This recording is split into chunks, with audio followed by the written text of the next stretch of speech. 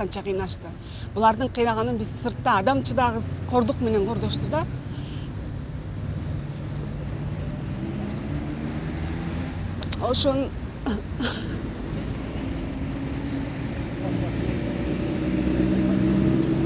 Ошонун баарын көрүп биз сыртта буларды кордогонун көрүп турдук да. Я не оставлю это. Надо будет, я сама пойду в Белом доме, сгорю, пускай люди видят, что у нас нет правды здесь, понимаете, нет. Обращалась, куда только не обращалась. Вот сейчас буду писать. Посадили незаконно. Хоть умер, пускай по закону это все решится. Когда же это у нас кончится? Сколько людей гибнет?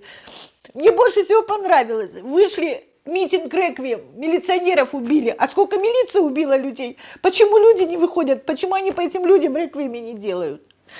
У меня отняли мужа, у ребенка отняли отца. Она пришла, я не могла на нее, она папочка, папочка. Мы пришли, он еще теплый был. Есть ли у нас пытки вообще? Нет, не слышала. Нет. Ничего не знаете? Спасибо.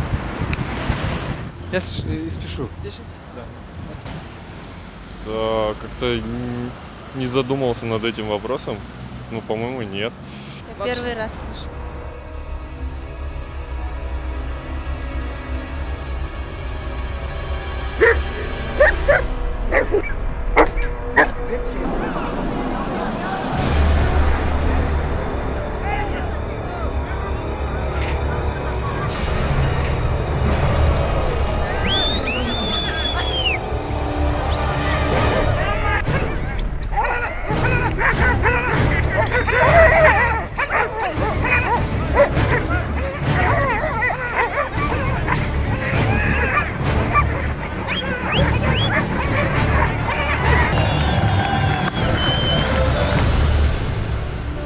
Пытка – это любое действие или бездействие, которым конкретному лицу причиняется сильная боль или нравственные страдания, когда данная сильная боль или нравственное страдание применяется с определенной целью и со стороны должностного лица, либо с его ведома, молчаливого согласия. Когда мы слышим слово «пытка», мы воспринимаем это немецкие концлагеря, да, во время Второй мировой войны или еще что-то там ужасное, но никак не сегодняшнюю нашу современность и работу милиции.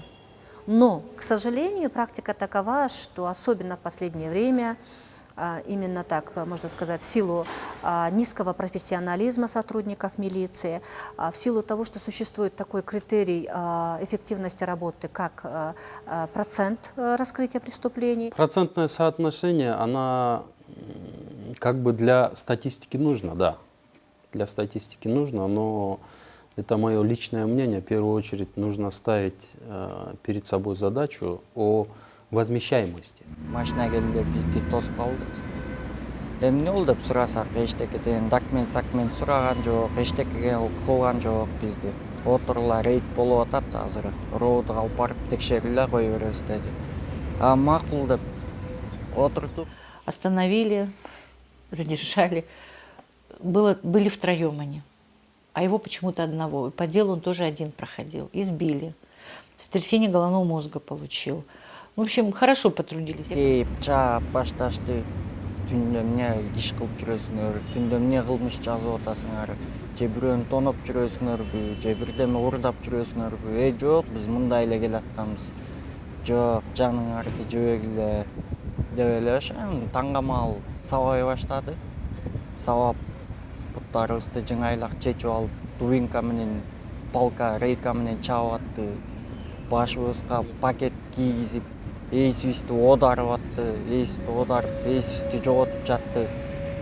Үстүбүзгө секирип.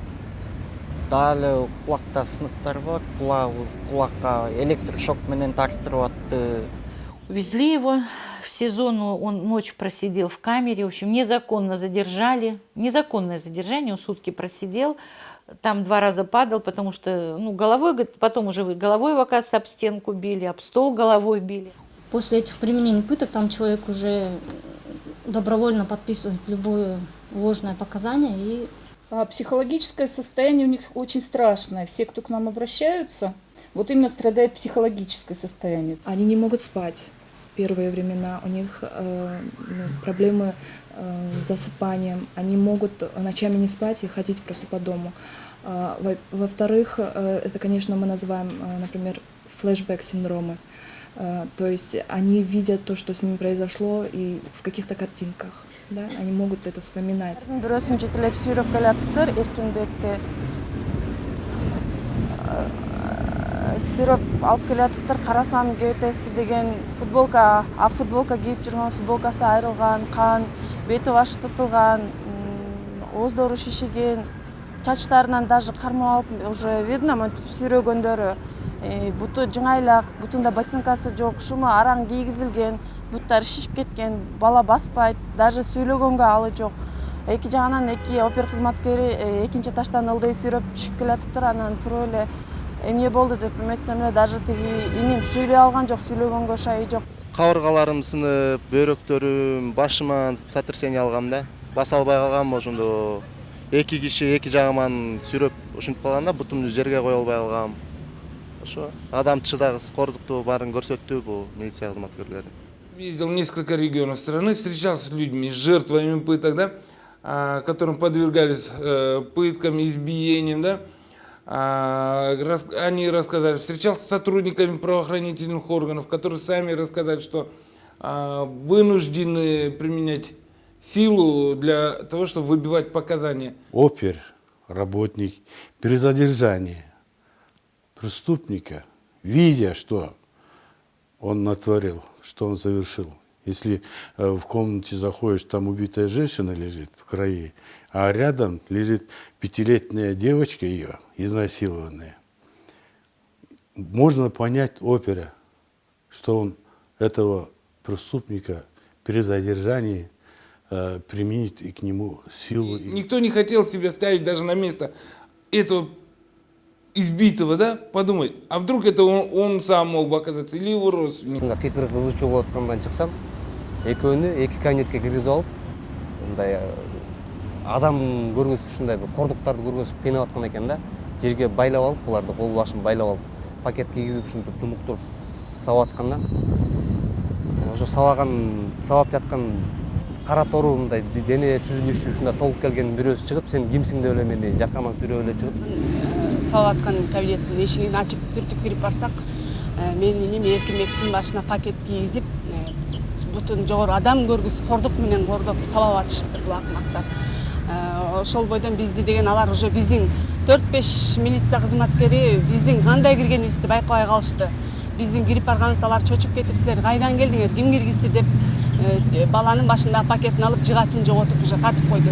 Баланын акыбалы аябай оор экен, ал тоголону эле эме кыйналып жатып калды.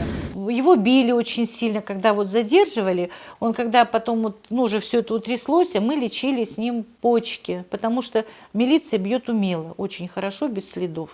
Ему все-таки было 54 года. Мы снимаем фильм про пытки. Я, извините, не знаю. Пытками не встречался и, не знаю. Нет, не слышала.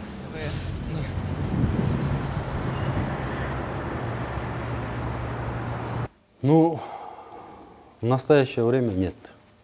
В настоящее время нет. Почему? Потому что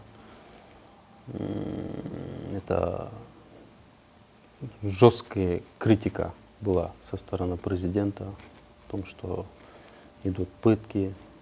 У нас ежедневно практически проверяется службы МВД, службы ГУВД. Правозащитных организаций за последние 3-4 года большая часть всех фактов пыток приходится на органы внутренних дел. В 2004 году впервые сотрудники правоохранительных органов признали, что пытки в милиции существуют, но они, дескать, являются не систематическим нарушением, а это имеет место только единичные случаи. За неделю к нам обратились 3.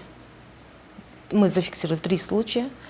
Это обращение сотрудников ГУБОП, Главного управления по борьбе с организованной преступностью в отношении граждан. Я бы сказал так. сказать не существует, я буду неправ. Если скажу существует, тоже буду неправ. 24 сентябрь күні қолым иреңдеп кетіп, больницадан қолымды кестіріп келгем. Ошо бинт бар болчу колумда, ошонун такасы менен тебелешти. Эмне мойнуңар каласыңарбы? Бул башында бир орусту сабап коюп турсуңар, больницада жата, дары-дармегин төлөп бересиңерби деп таңгамал. Кайсы орус? Биз көргөн да жокпуз. Эми алып койсуңар, ошону дары-дармегин төлөп койгула. Тиги досуң айтып атат го, сабаганбыз деп. Сен эмне айтпай атасың деп ошо таң атканча сабашып, кагаз жаздырышып аткан, моюнга кор менен муунтуп алып таң атканча сабашты. Ошо таң атканча сабап бизди СИЗОго жапты. СИЗОдо 1 жыл отурдук күнүбүз. 1 жылдан кийин акталып чыктык. Вот это дело, единственное дело, которое сейчас находится на стадии судебного рассмотрения. То есть это находится в суде, в Ленинском суде. Мы также предоставляем адвоката. Единственные люди, которые показывают прямо на сотрудников правоохранительных органов, называют их имена, несмотря на очень большое давление со стороны сотрудников самих. Если вы читали прессу, буквально недавно мы отслеживали мониторинг в Ленинском суде, куда пришли около 50 сотрудников УВД и зашли в кабинет, судебный зал заседаний. Когда потерпевшие увидели их, они действительно очень испугались, потому что как раз в то время второй из них должен был давать показания на сотрудников. И судья, слава богу, вмешалась и попросила их выйти. 8 декабря закрывает уголовное дело. Ну, все, в общем, спокойно. Но началось другое. Нас то сына остановят, то еще что-то. Я поняла, что нас в покое не оставят. И самое интересное, что по делу он проходил один, а с ним же еще 2 человека было. Где они? Ну, мы пошли в городскую прокуратуру, Учкун Адамович Каримов был прокурор, попросили, давайте проведите расследование. Избили. Кто за это отвечать будет? Закрывает уголовное дело. Дело закрыто за недоказанностью. Все. И возбуждает уголовное дело на сотрудников милиции. Кумашева, Курманбек Улу, Джаналиева и Паизова. Иржан Майлыбеков взял в том году, пишет 25 ноября, виновны. Он частично там им что-то снимает, удовлетворяет жалобу, в основном они виновны. 25 ноября. Через 5 дней он дает совершенно другое. Невиновны. Потом мы приходим 24 июля на суд, и нам заявляют, что, оказывается, мы уже обвиняемые стали. Но самое интересное, что суды берут на себя миссию обвинителя. Наш независимый суд, как вот все говорят, Алиева, все говорили, мы чистые, прозрачные, независимые суды, берут роль обвинителя, дают 14 лет. Ну, потому что сотрудники милиции и, ну, как-то вот, знаете, вот депутаты за них хлопотали. Тагаев писал, оказывается, что наш сотрудник милиции не может сидеть в СИЗО, там нечеловеческие условия. Вот есть такое ходатайство? Через отношение милиции к своим гражданам можно оценивать вообще отношение государства ко всем нам. Лица, принимающие решения в деятельности органов внутренних дел или на уровне государственной власти, должны задуматься, почему эта проблема имеет место быть. А оно имеет, и оно довольно широко распространено. Ты смотришь на милиционеров из хороших семей, из хороших, в принципе, я не знаю, откуда у них столько жестокости и столько фантазий.